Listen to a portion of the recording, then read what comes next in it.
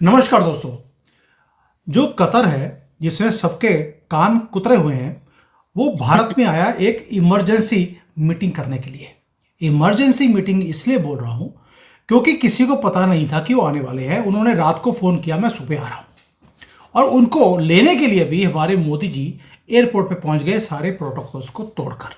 वैसे प्रोटोकॉल्स को तोड़ने वाली बात नहीं है, जब मोदी जी जाते हैं तो वहां के प्रधानमंत्री और प्रेसिडेंट भी उनको लेने आते हैं।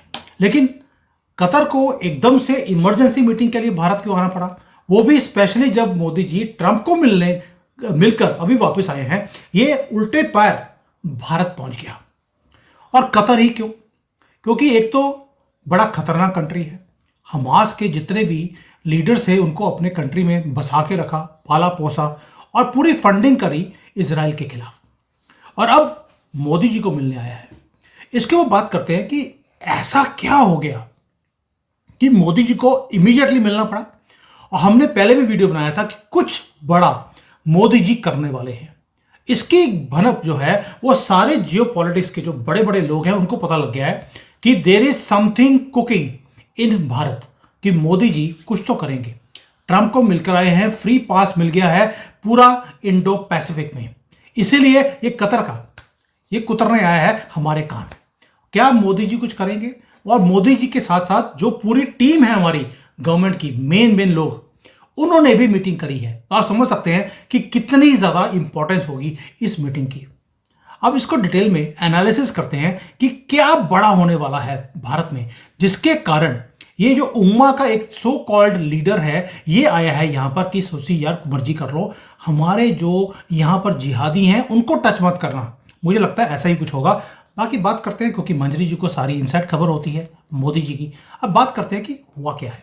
मंजरी जी, जय सिया राम। जय सिया राम। ये जो कतर वाला उल्टे पैर करके है, वैसे तो इनकी ड्रेस ऐसी होती है उल्टे पैर नहीं कर सकता, लेकिन उल्टे तरीके से चल के आया है। चक्कर क्या है इसको कि एकदम से आया है बिना किसी को बताए कि मैं सुबह आ रहा हूं और पहुंच गया यहां पर। देखिए, आकर के मिले, मोदी जी ने रिसीव किया है, पीयूष गोयल जी मिले हैं, एस जयशंकर मिले। इसका मतलब है, अच्छा, मोदी जी की ब्लैक जैकेट भी देख लीजिए, ये चेक वाला जो है, इस तरह का कॉम्बिनेशन। यही लोग ब्लैक एंड व्हाइट, वो भी है ब्लैक एंड व्हाइट, हमारे मोदी जी भी हैं। तो जरा कलर सिंक्रोनाइजेशन भी यहाँ पर हो गया है। इसका मतलब है एक ही रंग में रंगे हुए हैं, that is a messaging. Qatar हमारे साथ है। अब जब हमें बांग्लादेश पे फ्री हैंड मिला है, तो खाली अकेले बांग्लादेश थोड़े वो होगा। और बांग्लादेश मिला, इंडो पैसिफिक मिला, और मतलब इंडियन सब कॉन्टिनेंट मिला, तो इधर पाकिस्तान, उधर ब्रुनेई, उधर इंडोनेशिया, इधर बांग्लादेश, थई हमारी। अब जो उम्मा के एक दावेदार थे, सीरिया में बैठे थे, उनका तो आजकल दावा कैंसिल है। और जो दूसरे थे टर्की वाले, उनकी भी जो कहना चाहिए खलीफत जो है, उनकी भी इस समय डिस्पैच हो गई डामाडोल है। है। डावाडोल है, वो खुद बच जाए बहुत बड़ी। तीसरा उम्मा का पिलर था पाकिस्तान।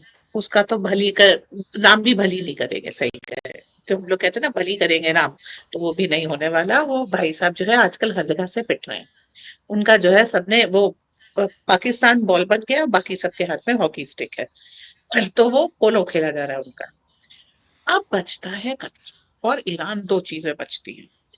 ईरान से पहले ही हमारे ऑयल फॉर राइस का बार्टर चल रहा है, तो ईरान कुछ नहीं बोलेगा, क्योंकि उसको खाने के लिए चावल चाहिए, पेट्रोल पी के जिंदा नहीं रह सकते। अब बचते ही हमारे कतरी। कतरी आ गए। सबसे पहली क्या चीज है कि ट्रम्प से आप डील करके आए हो। देखिए, भारत को तेल लेना है। अमेरिका के पास वेनेजुएला के रूप में, घाना के रूप में एक ऑयल डिपो है। उसने कहा हमसे ले लो। हमने कहा लाओ दे दो, क्या फर्क पड़ता है, हम रिफाइन करके भेज देंगे, हमारा वैल्यू एडिशन हो जाएगा, हमारा पेमेंट सरप्लस रहेगा, जिसको जिसको तेल देना है आओ भारत ले लेगा, बस खुश। अब मेरा काम कर दो। छोटी सी वर्ल्ड ट्रेड में हमेशा नेगोशिएशन चलते हैं, जियो पॉलिटिक्स में हमेशा नेगोशिएशन चलते हैं। आपको भारत को तेल बेचना, भारत तेल ले लेगा, आप इस दाम पे दीजिए। ठीक, उन्होंने हाँ कहा। कतर फोन किया, भाई अमेरिका दूर बैठ के हमको सस्ता दे रहा है, तुम कितना करोगे? अब मैं आ रहा हूँ मोदी जी। आ गए। ठीक है। अब आराम से जो है ये लोग बैठ करके फिर पीयूष गोयल से मिले, अगेन वही बार्गेनिंग चिप का सस्ता दो, हम रूस से ले रहे हैं, हम कतर से ले लेंगे।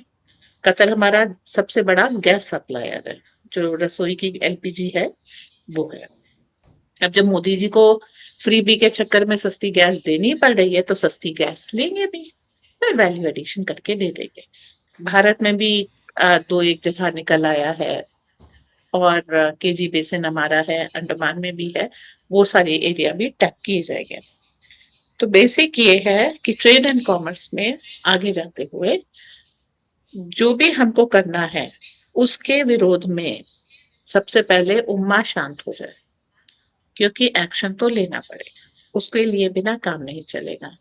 तो आपसे हम डील और बढ़िया साइन कर लेते हैं, और लंबी साइन कर लेते हैं, क्वांटिटी बढ़ा देते हैं, हमारी भी जरूरतें बढ़ रही हैं, हम एक्सपोर्ट बढ़ा देंगे, कोई बात नहीं। और आप जो हम कुछ करें उसमें शांता पाला, कुछ मत बोलिए, शांति रखिए, भारत जो कर रहा है करने दीजिए। आपको कोई इनवाइट भेजे, क्योंकि यहाँ के मुल्लों की आदत बड़ी है, सऊदी अरब इनविटेशन देंगे, आ जाओ हमको बचाने, हम यहाँ बचाने, हम यहाँ पे आपकी मदद कर देंगे। वही 1700 की अहमद शाह अब्दाली वाली हरकतें।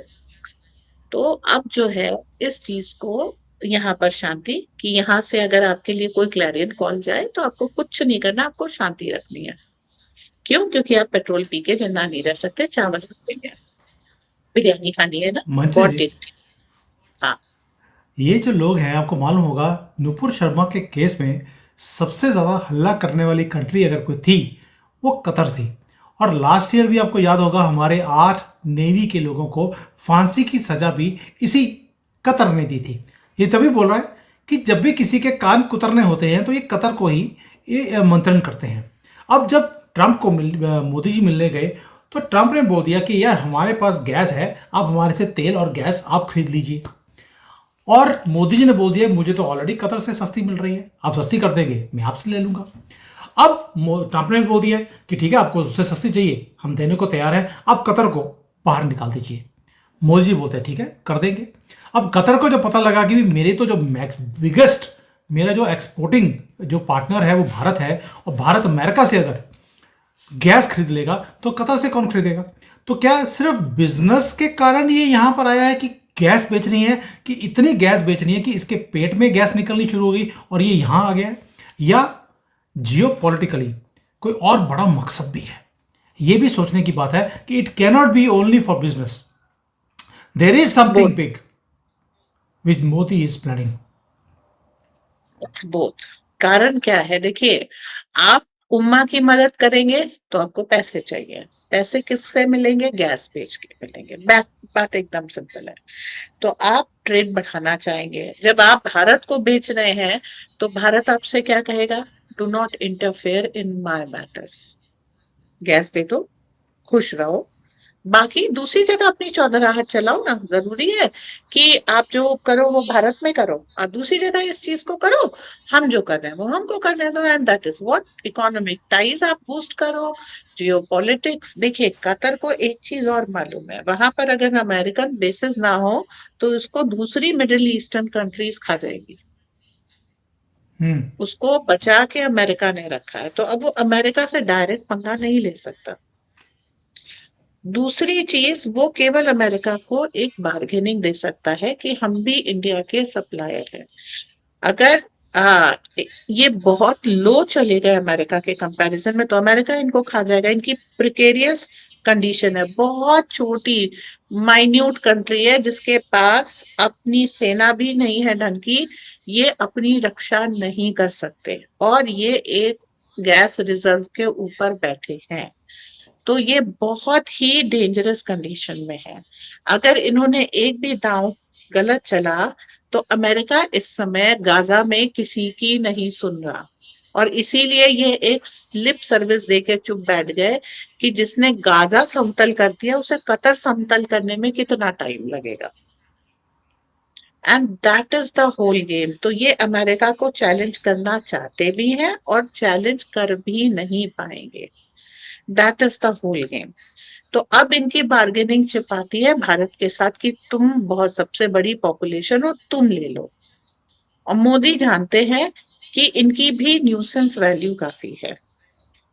गैस ले लो और इनको शांत रहने को बोलो, वो भी शांत रहेंगे। ज्यादा समरसॉल्ट कतर नहीं कर सकता। आपको मालूम होगा वो कुछ वर्ल्ड कप हुआ था तो इन्होंने जाकिर नायक को चीफ गेस्ट के तौर पे बुला लिया था। वो क्या था, ठेंगा दिखा रहे थे ना भारत को, कि देखो हमने हम्म। इंडोनेशिया से इसको बुला लिया, फिर वो चला गया। लोग कह रहे थे मोदी जी कतर जा रहे हैं जाकिर नायक के बारे में, क्यों नहीं बात करते। तो वो एक प्यादा है, अननोन गनमैन, जिस दिन चाहेंगे उसको ठोक के चले आएंगे, उसके लिए एक देश से क्या बात करना। तो ये सारी चीजें अगर आप कतर की पोजीशन देखें तो इस समय कतर के लिए जरूरी था ये गेम खेलना। और अभी आप जो भी एडवेंचर मिस एडवेंचर करेंगे, चाहे एनआरसी लागू कर दें, रोहिंग्या निकाल दें, वक्फ बिल ले आए, यूसीसी ले आए, आप बांग्लादेश में जो है अपने ऑपरेशंस बढ़ा दें, वहां कतर का कोई सपोर्ट नहीं जाएगा। मोहम्मद बिन सलमान का कोई सपोर्ट नहीं जाएगा। ईरान का कोई सपोर्ट नहीं जाएगा। और ये कंडीशन हमको चाहिए। इसके कारण बिल्कुल ये सही कह रही विजिट। हैं। बिल्कुल सही कह रही हैं आप कि हमें वो सपोर्ट चाहिए कि यहाँ से आवाज़ें उठनी नहीं चाहिए, ताकि कहीं इनको बैकडोर पे इनको सपोर्ट ना मिले। जो यहाँ पर 30 करोड़ जिहादी रहते हैं भारत के अंदर, इनको सपोर्ट अगर पीछे से नहीं आएगी, यूएस एड मिलनी बंद हो गई है, इधर से मॉरल सपोर्ट भी नहीं आएगी, तभी इनका इकोसिस्टम तोड़ा जाएगा। यह भी बोल रहा हूँ कि अगर ये इमरजेंसी मीटिंग करने आया है इमीडिएटली आफ्टर ट्रम्प्स विजिट, क्योंकि ट्रंप के साथ जो मीटिंग हुई है मोदी जी की, ये कुछ बड़ा है और ये उनको भी मालूम है कि अब होगा क्या। दूसरी बात मंजरी जी, अभी आज जो हमास के लोग हैं उन्होंने बोल दिया, वही हमास जिनको सपोर्ट कतर करता है, करता आया है, उन्होंने बोल दिया हम गाजा को खाली करने के लिए राजी हो गए हैं और उन्होंने फ्री पास दे दिया है इजराइल को। एक धमकी दी ट्रंप ने, और कतर के जो ये हैंडलर्स है ये सारे के सारे ताश के पत्तों की तरह, वैसे तो गधों की तरह होना चाहिए, गधों की तरफ भाग गए। अरे सिंपल इतना ना, कतर का ना एरिया है, ना पॉपुलेशन है, ना आर्मी है। अमेरिकन डिफेंस के अंदर में बैठा है। अमेरिका से पंगा ले लेगा, वो भी गाजा के ऊपर। सोचिए आप, अमीर की सुरक्षा में अमेरिकी सिपाही है। ठक की एक आवाज आएगी, गेम ओवर। तो आप अमेरिका से क्या, अमेरिका कहेगा गाजा तो क्या, मैं कतर का ये एरिया समतल कर रहा हूँ, ये कहेंगे हमने परमिशन दे दी है। क्योंकि उसके अमेरिका बताता परमिशन तो मानता नहीं। ठीक है, आपका ईगो है तो आप कह देते हैं कि हमको हमने परमिशन दे दी। अमेरिका ने आपसे पूछा, कतर तमीम साहब अगर आप इजाजत दें तो मैं गाजा समतल कर दूं। फिर तमीम साहब ने सोचा और कहा हमने परमिशन दे दी। ऐसा तो हुआ नहीं। अमेरिका ने अनाउंस किया कि हम गाजा समतल कर रहे हैं। इन्होंने अपनी ईगो को यस। सेटिस्फाई करने के लिए कहा कि हमने परमिशन दे दिया। अमेरिका से पंगा इस समय कतर अब इस समय के कभी नहीं ले सकता। कंट्री का साइज ही नहीं है। एक बॉम्ब में 100 बिल्कुल सही कह रही है कि आज जो हमास ने सरेंडर कर दिया है एक तरह से, ये बोलकर कि भाई हम पंगा नहीं ले सकते हैं। इट इज़ रिमार्केबल कि सैटरडे का अल्टीमेटम था, उसके बाद क्या उन्होंने गाजा में करना था, ट्रंप ने भी और इजराइल ने भी आज हथियार फेंक दिए। मैं बार बार बोलता हूँ, इन लोगों से डरने की ज़रूरत नहीं है। ये हथियार फेंक कर भागने वाली कौम है, ये सारे डरपोक लोग हैं। ये डरपोक वही किसी भी कम्युनिटी से हों, जो सबसे ज़्यादा वीक हार्ट के लोग थे, वही हैं जिन्होंने अपने आप को कन्वर्ट किया था। हमारी तरह नहीं है जो गर्व से तब भी रहे, गर्दनें कटवा दी, लेकिन अपने धर्म को चेंज नहीं किया। आज भी वैसे ही टिके हैं अपने देश में, अपने देश के लिए। और ये वही लोग हैं जो तब भी सरेंडर कर गए थे, आज भी सरेंडर 1 मिनट में करते हैं। ये सिर्फ गोली के जोर पर, बंदूक के जोर पर ये आतंक फैलाने की बातें बोल सकते हैं, थोड़ा सा इधर उधर ऑपरेशन कर भी सकते हैं, और बाद में डंडे भी सबसे ज़्यादा इनको पड़ते हैं। अपने घरों से धक्के मारकर अब इनको निकलवाया भी जाएगा गाजा में, और कतर जो इनकी सपोर्ट कर रहा था वो भी बंद हो रही है। मंजरी जी, लेकिन मुझे एक चीज़ और पता लगी है कि कहीं ना कहीं कतर ने मोदी जी को यह भी बोला है कि जो कुछ गाजा में हो रहा है वो आप ही हैं एक जो रुकवा सकते हैं। इजराइल भी आपका दोस्त है और ट्रंप भी आपका दोस्त है। तो जो गाजा से वो सारे लोगों को धक्के मारकर वहां से निकाला जा रहा है उसको आप रुकवाइए। आपको लगता है मोदी जी ये बेवकूफ़ी वाला काम करेंगे? बिल्कुल नहीं। हमको पीओके चाहिए, वही तो वो भी हमको समतल करना है। बांग्लादेश जहां नहीं मानोगे समतल करना पड़ेगा। सुधार देखिए, वो एक था जब वो आप इनको उंगली भी लगा देते थे और ये कंप्लेन करते थे, आपको फांसी हो जाती थी। एक वो भी समय था। अब ये वो समय है कि अभी न्यूज आ रही है गाजियाबाद में इलीगल एक मदरसा था, मस्जिद थी, वो उसको डिमोलिश कर दिया। तो समतलीकरण तो यहाँ भी चल रहा है। समतलीकरण पुणे में भी चल रहा है, समतलीकरण संभल में भी चल रहा है, लक्षद्वीप में चल रहा है, कश्मीर में कुछ जगह चल रहा है, कुछ जगह ये भेट द्वारका वगैरह में चल रहा है। तो हम भी तो समतल कर रहे हैं। तो फिर गाजा समतल हो रहा है, वहां पे हम बोलने जाएंगे मत करो, अपने घर में करेंगे, ये कॉम्प्लिकेशन पालना ही नहीं। आपको कष्ट है तो आप अपने कष्ट के निवारण के लिए आप उपाय कीजिए। हमको मालूम है ये टू स्टेट थ्योरी फेल हो चुकी है। अगर आप इन लोगों को एक अलग से जगह दे देंगे, जैसे भारत ने पाकिस्तान को दी, तो आप उनको और फोर्स दे रहे हैं कि भाई अभी तक तो तुम बिखरे हुए थे, अब तुम संगठित होकर के हम पर आक्रमण कर सकते हो। यही गाजा में हुआ, ये यहाँ हुआ, यही आगे चलता रहेगा। तो अब क्या है कि बहुत हो गया, अब आर पार की लड़ाई है, या तुम नहीं या हम नहीं। किस्सा खत्म करो भाई। कब तक हम्म। चलेगा? हम कब तक आपको माफ करेंगे? कब तक आप हमको साफ कर देंगे? हटाइए, रोल रिवर्स कर देते हैं। आप हमको माफ कर दीजिएगा, हम आपको साफ कर देते हैं, खत्म। दैट मीन्स दोस्तों, आज अगर ये उल्टे पैर होकर आया है इनका अमीर, जो बड़ा गरीब है वैसे तो, नाम अमीर है, और इसने भारत की मार्केट, ये स्ट्रेंथ है भारत की कि मोदी जी ने यूएसए के साथ भी नेगोशिएट कर लिया, अब कतर से भी हमने नेगोशिएट कर लिया कि सस्ते में गैस चाहिए। हमारे पास ताकत है, अगर पैसे की हम खरीद सकते हैं कुछ भी जो खरीदना चाहें, तो हमारे पास मार्केट भी है जहां पर ये चीज़ें इनकी बिक सकती हैं। यानी कि परचेजिंग पावर भी है तो सेलिंग पावर भी है। और यही चीज़ें हैं जो मोदी जी अब शोकेस करते हैं पूरे दुनिया में जाकर कि ये है भारत का मोमेंट। अब आपको हमारी भाषा बोलनी पड़ेगी। ये कांग्रेस की गंदी सरकार नहीं है जो सबकी भाषा बोलती थी, बस भारत की ही भाषा उनको कभी आई नहीं, क्योंकि डीएनए ही आउटसाइडर्स का है। हमारा डीएनए ही नहीं था सनातनियों का। पहली बार सनातनियों की सरकार बनी है 1000 साल के बाद।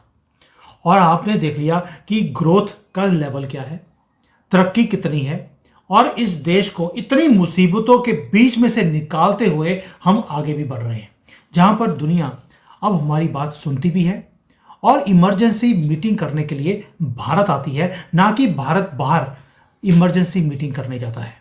ये है नया भारत। और इसीलिए ये जो मीटिंग थी, emergency meeting of Qatar, was really really important for the safety of our country, for the growth of Bharat. और मोदी जी ने ये कारनामा करके दिखाया है। और अगर मोदी जी खुद किसी को रिसीव करने गए हैं एयरपोर्ट के ऊपर, तो आप समझ सकते हैं कि खेला कुछ बड़ा ही है। आपको याद होगा बाइडेन जब G7 की मीटिंग हुई थी, बहुत बड़े G20 की मीटिंग हुई थी, तो बड़े बड़े सारे वर्ल्ड लीडर्स आए थे। मोदी जी किसी को भी रिसीव करने नहीं गए थे। हमारे छोटे मोटे मंत्री चले गए थे वहां पे रिसीव करने।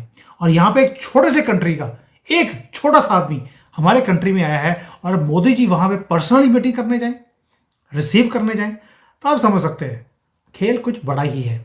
चलिए, अब थोड़ा सा हमने जो अंदर की खबरों से आपको निकाल के दिया है कि खेला क्या किया है मोदी जी ने, वो समझा दिया। लेकिन जो बड़ा काम जो मोदी जी कुछ दिनों में या कुछ हफ्तों में करने वाले हैं, जब होगा तो आपको समझ आएगी कि ये मीटिंग इतनी इमरजेंसी में करने की ज़रूरत क्या थी। मंजरी जी, थैंक यू सो मच। जय हिंद, जय सिया राम। जय हिंद, जय सिया राम।